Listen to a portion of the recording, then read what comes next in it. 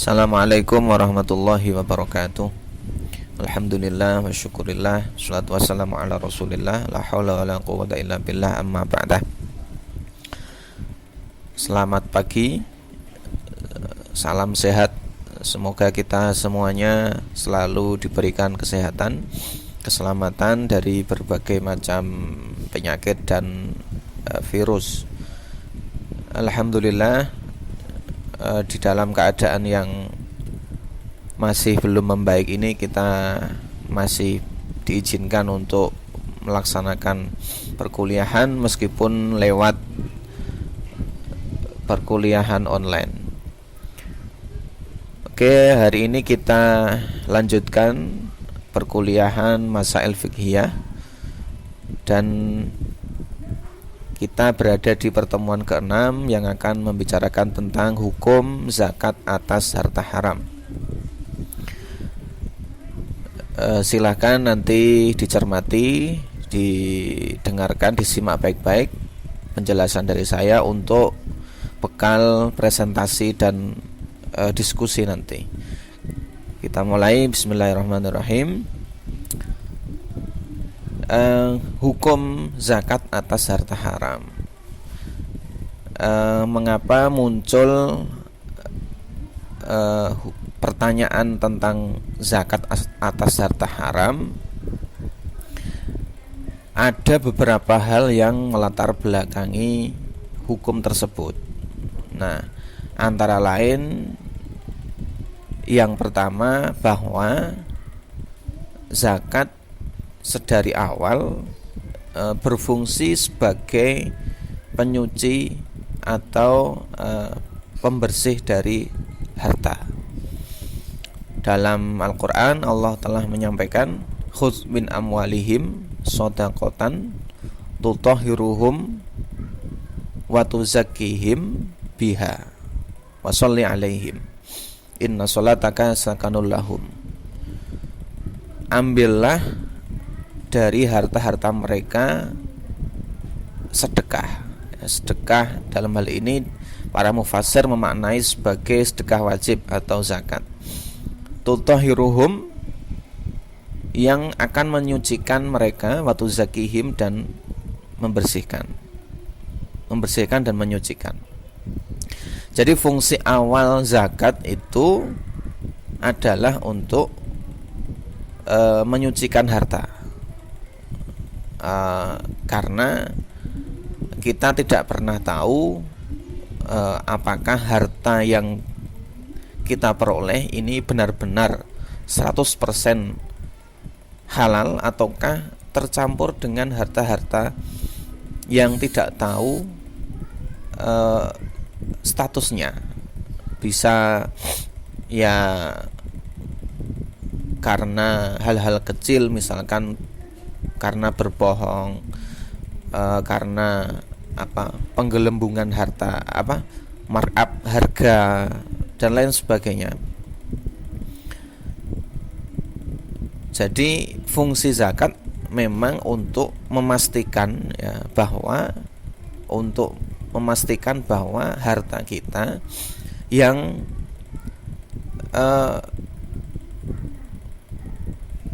diasumsikan tidak suci semua, atau yang kita anggap ada hak-hak orang lain di sana karena kita dapatkan dengan cara yang tidak 100% halal, yang kita ragukan, maka zakat berfungsi sebagai penyucian dari harta itu. Karena tidak ada orang yang tahu apakah harta yang didapatkan itu memang benar-benar 100% dari cara yang baik atau dari cara yang halal. Meskipun itu katakanlah seorang guru, seorang kiai, seorang ustadz, mungkin saja kalau hartanya tercampur dengan harta yang tidak halal atau syubhat, Artinya bukan haram zatnya, bukan haram prosesnya, bukan, tapi harta yang diragukan kehalalannya.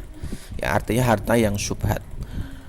Bagaimana misalnya seorang ustadz atau seorang kiai atau seorang guru ini mendapatkan harta yang tidak jelas, ya misalnya seorang guru digaji untuk bekerja sehari 8 jam, tapi pekerjaannya tidak diselesaikan selama 8 jam, ya telat atau pulang duluan. Nah, ini juga bagian dari gaji buta, ya, atau gaji yang didapatkan tidak dari cara yang benar-benar halal. Ustadz atau kiai bagaimana, ya? Sekarang misalnya kiai dapat bantuan, ya, ustadz ngisi ceramah yang kemudian minta pasang tarif dan lain sebagainya, ya. Kiai ngajukan proposal untuk bangun masjid, untuk bangun pondok misalnya, kemudian dengan cara yang tidak baik. Ya, sekarang umum itu kan mengajukan proposal, kemudian proposalnya anggarannya dipotong, ya, untuk perantaranya itu. Kemudian ustadz ceramah ngasih tausiah dengan tarif yang dibebankan kepada yang mengundang, misalnya seperti itu.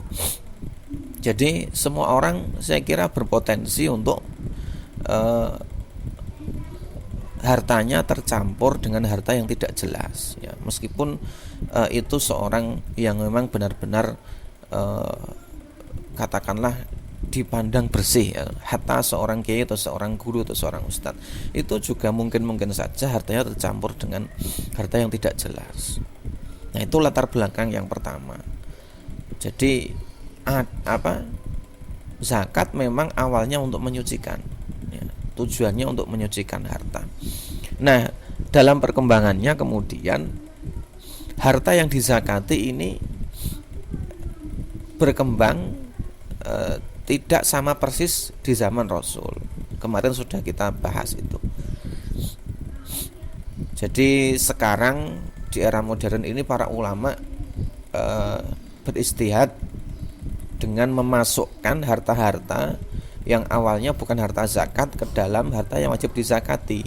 Misalnya perdagangan, ya misalnya perdagangan memasukkan saham, ya, memasukkan jual beli saham, jual beli valuta asing, itu juga wajib dizakati.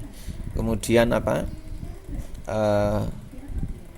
pertanian, ya, tidak hanya makanan pokok dan perkebunan kurma anggur, tapi juga apapun jenis perkebunan dan pertaniannya, yang penting itu menghasilkan dan menguntungkan, itu juga wajib dizakati. Bahkan ada zakat profesi dan lain sebagainya. Ini perkembangan harta zakat.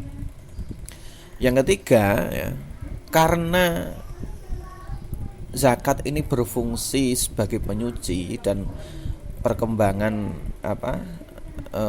zakat dalam sisi harta yang wajib dizakati ini semakin berkembang, maka ada anggapan bahwa harta yang haram, ya, harta yang haram ini juga wajib dizakati, dengan alasan bahwa dengan menzakati harta haram ini akan mensucikan harta tersebut. Jadi karena fungsi zakat ini menyucikan, ya, maka orang menganggap bahwa harta haram yang dizakati ini akan menjadikan status harta tersebut menjadi harta yang halal. Ada anggapan seperti itu karena memang kaidah awalnya zakat adalah untuk menyucikan harta. Nah, anggapan seperti ini anggapan yang salah, ya. Anggapan yang salah, karena fungsi zakat itu menyucikan, ya, menyucikan harta yang diragukan, ya. Harta yang diragukan kehalalannya atau diragukan tercampur dengan harta yang tidak halal, ya, artinya harta yang tercampur dengan harta syubhat, ya. Dan itu berlaku untuk semua orang. Semua orang berpotensi hartanya tercampur dengan harta yang tidak halal. Makanya setiap orang wajib wajib mengeluarkan zakat. Ya. Nah, bukan kemudian karena zakat itu menyucikan harta dari keharaman, kemudian harta yang haram dizakati lalu statusnya menjadi harta halal. Tidak begitu. Nah, bukan begitu. Itu logika yang salah. Ya. Zakat tidak bisa membersihkan. Ya, zakat, infak, sedekah tidak bisa merubah status harta yang memang secara pasti zakat itu didapatkan dengan cara yang haram atau hartanya memang harta haram. Zakat hanya berfungsi membersihkan harta ya yang diragukan ya atau berpotensi tercampur dengan harta haram. Jadi harta yang sudah pasti haram ya tidak mungkin menjadi bersih karena dizakati. Ya misalkan harta yang jelas-jelas itu didapatkan dari mencuri. Ya misalkan ada maling kelas kakap ya atau perampok kelas kakap karena dia taat ya ini maling yang bertakwa. Kemudian menzakati harta hasil curiannya. Ya. Karena beranggapan bahwa dengan zakat itu harta curiannya menjadi harta yang suci atau harta yang halal ya, tidak bisa seperti itu ya, tidak boleh seperti itu ya. Nanti kalau begitu ya kata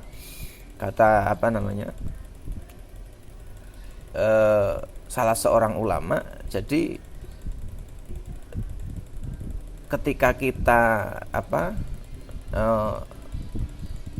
menzakati harta yang haram itu atau mengeluarkan zakat dari harta haram itu, kita seperti berdiri atau seperti berlayar di atas ombak ya, karena ombak itu ibaratnya adalah hartanya yang tidak jelas ya. Harta yang haram itu diibaratkan ombak yang sewaktu-waktu bisa menjatuhkan kita, tetapi kita gunakan atau kita tumpangi untuk melakukan kebaikan ya, dalam hari ini adalah zakat. Jadi beribadah ya atau melakukan kebaikan dengan harta haram ya, itu ibarat orang berjalan di atas ombak ya, karena ombak itu membahayakan ya, tetapi justru dibuat sebagai tempat berpijak ya. Nek cara wong Jawa iku ya mensucikan harta yang haram dengan cara zakat itu seperti membasuh najis dengan air seni ya kan. Jadi dia ingin mensucikan hartanya, tetapi cara mensucikannya dengan sesuatu yang tidak suci ya, sesuatu yang haram ya, sama saja tetap saja itu tidak akan menjadi suci. Nah, harta haram sendiri itu ada dua jenis ya, Yang pertama haram karena zatnya atau karena barangnya memang haram. Jadi seperti orang jualan daging babi, orang jualan daging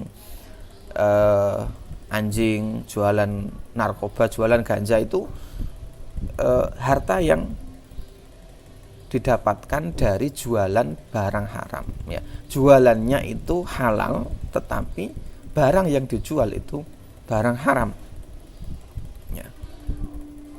ya. Haram karena barangnya, haram karena zatnya ya. Jualannya boleh, tapi yang dijual tidak boleh ya. Barangnya itu haram, tapi jualannya tidak haram. Nah, ini kemudian menjadikan jualannya juga tidak boleh karena menjual barang yang haram. Maka harta yang dihasilkan juga statusnya adalah harta haram ya, karena menjual sesuatu yang haram. Yang kedua ya, harta yang haram karena prosesnya ya. misalnya harta curian, ya,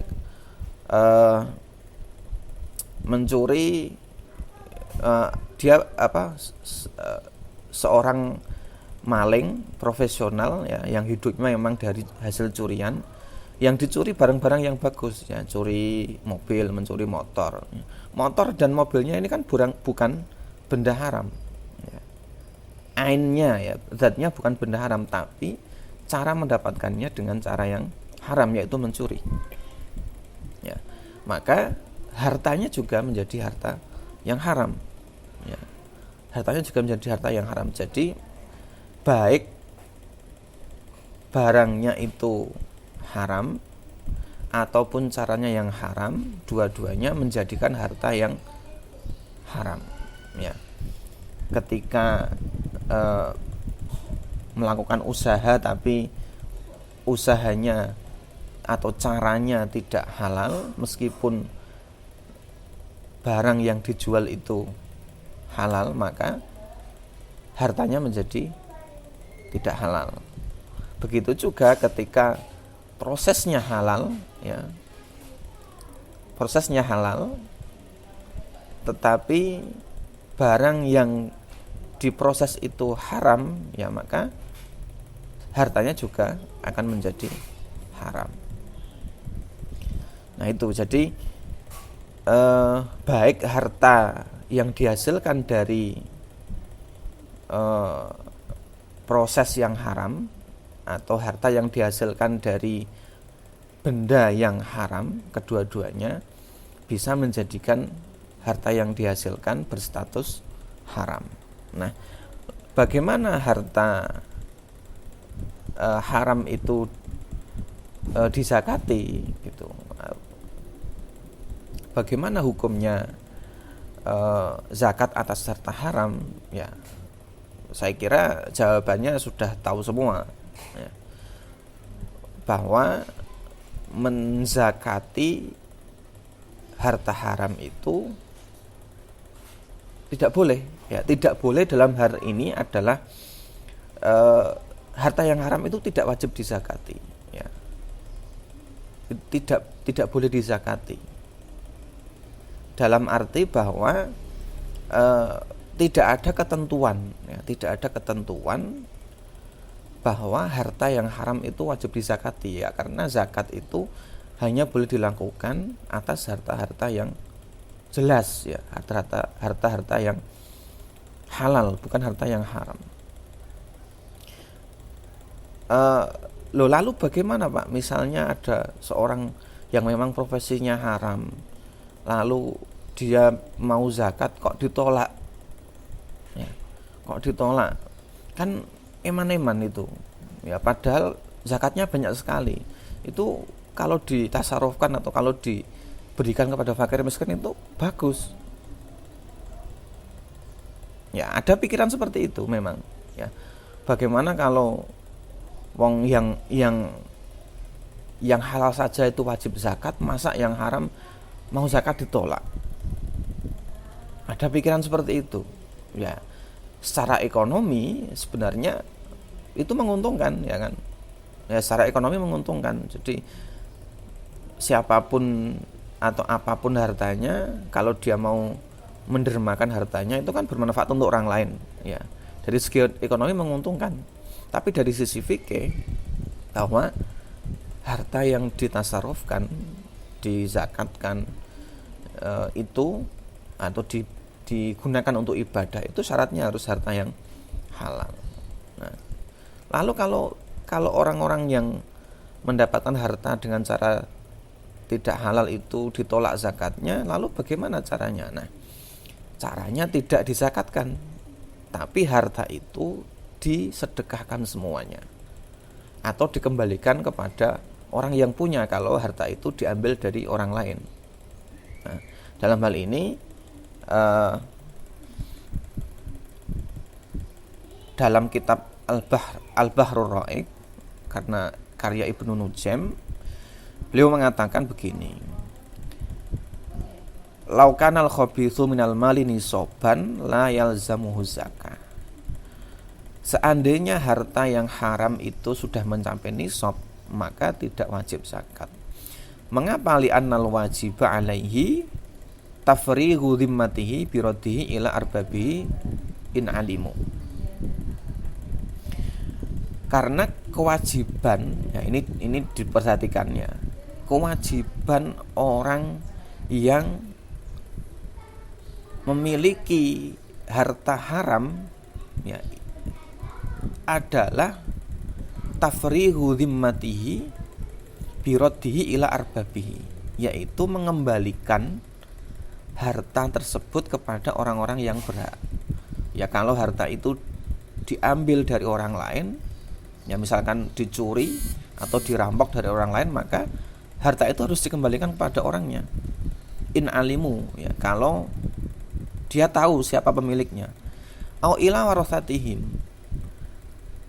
atau kepada ahli warisnya. Jadi misalnya mencuri sesuatu dari orang lain, kemudian curiannya itu banyak sekali, maka harta curian itu harus dikembalikan kepada yang punya. Kalau orang yang punya sudah tidak ada, ya maka dikembalikan kepada ahli warisnya. Loh, kalau saking banyaknya harta itu dan tidak bisa diidentifikasi satu persatu, bagaimana? Wa illa fa'ilal fuqara. Kalau misalnya tidak diketahui karena saking banyaknya tidak bisa diidentifikasi siapa yang punya, ya maka harta itu semuanya, ya semua harta yang dihasilkan dari benda haram itu atau prosesnya yang haram itu diberikan kepada orang fakir. Ya, wahuna yajibu atasadduqu bihi kullihi. Maka logikanya, ya semua barang yang haram itu harus disedekahkan semuanya, ya, bukan sebagiannya. Nah, jadi ini lebih menguntungkan daripada sekedar zakat, ya. Jadi kenapa orang yang hartanya itu dari barang haram tidak boleh zakat? Ya karena kewajibannya tidak zakat dia. Dia kewajibannya mengembalikan harta itu. Kewajibannya menyedekahkan harta itu semuanya. Dan itu lebih menguntungkan secara ekonomi daripada cuma zakat. Begitu. Nah, kalaupun misalnya orang tersebut, ya ada orang yang tidak mau menyedekahkan harta semuanya, ya, tapi tetap saja menzakati hartanya yang haram itu, lalu bagaimana status zakatnya itu? Ya kan, ya yang namanya manusia, ya di negara manapun, ya di wilayah manapun pasti ada orang-orang yang hidup di atas harta yang haram, dan itu tidak ada tindakan atau tidak ada penanggulangan dari aparat, ya. Jadi dibiarkan saja meskipun jelas-jelas orang itu mendapatkan harta dari proses atau dari benda haram. Ya kalau dilihat faktanya begitu kan, orang yang berjualan minuman keras misalnya, atau koruptor itu mereka jelas-jelas menghasilkan harta dari sesuatu yang haram, tapi tidak ada hukum yang bisa menuntut mereka untuk memberikan semua hartanya di jalan sosial, tidak ada. Lalu misalnya kemudian orang-orang itu, ya para koruptor, kemudian orang-orang yang berbisnis di jalan yang haram itu memaksa untuk memberikan zakat misalnya, zakatnya bagaimana hukumnya? Nah, maka zakatnya tidak sah, ya, zakatnya tidak sah karena zakat itu hanya diterima dari harta yang suci. Ya. Dalam kitab Fathul Bari, Imam Al-Qurtubi mengatakan begini, wa innama la yaqbalullahu as-shadaqata bil haram. Allah tidak akan menerima sedekah dalam hal ini adalah zakat dengan harta haram. Mengapa li'annahu ghairu mamlukin lil mutasaddiqi? Karena sejatinya atau hakikatnya harta haram itu bukan miliknya. Wa huwa mamnu'un minat tasarrufi fihi. Maka karena bukan miliknya, dia tidak boleh menggunakan harta itu. Wal mutasaddiqu bihi mutasarrifun fihi. Dan menyedekahkan itu termasuk menggunakan. Ya falau qila minhu lazima ayyakuna syai'u ma'muran manhiyan min wajhin wahidin wa huwa muhalun. Ya, kalau tetap dikatakan bahwa zakatnya orang yang mendapatkan harta haram itu sah, itu tidak masuk akal. Mengapa? Karena seakan-akan Allah mencampurkan perintah dan larangan. Di satu sisi Allah memerintahkan kita untuk mencari harta yang halal, tapi di satu sisi Allah menerima zakat dari harta yang haram. Ya ini kan secara logika ini muhal ya. Secara logika ini mustahil, tidak masuk akal. Mana mungkin Allah melarang sesuatu ya, tetapi kemudian memerintahkan dalam waktu yang sama ya. Allah melarang kita memakan harta haram, tetapi kemudian Allah memerintahkan zakat kepada kita dari harta haram itu. Ya, ini tidak masuk akal. Nah ini di satu sisi ya Allah memerintahkan zakat untuk membersihkan harta. Nah, Allah memerintahkan itu. Tapi di satu sisi Allah juga melarang kita mendapatkan harta dari jalan yang haram. Nah, larangan dan perintah itu tidak bisa dijadikan satu. Ya, karena akan bertentangan dengan logika sehat ya. Itu tidak masuk akal. Nah, maka dengan demikian zakat atas harta haram itu secara otomatis selain tidak wajib ya, tidak wajib ini jangan diartikan negatif. Tidak wajib itu dalam arti tidak masuk dalam ketentuan zakat, tetapi kewajibannya adalah menyedekahkan semua hartanya. Diingat-ingat itu perlu diingat-ingat ya. Jadi tidak wajib di sini bukan berarti enak ya, wis untuk harta haram, wis hartane wis haram, ora wajib zakat. Bukan begitu logikanya.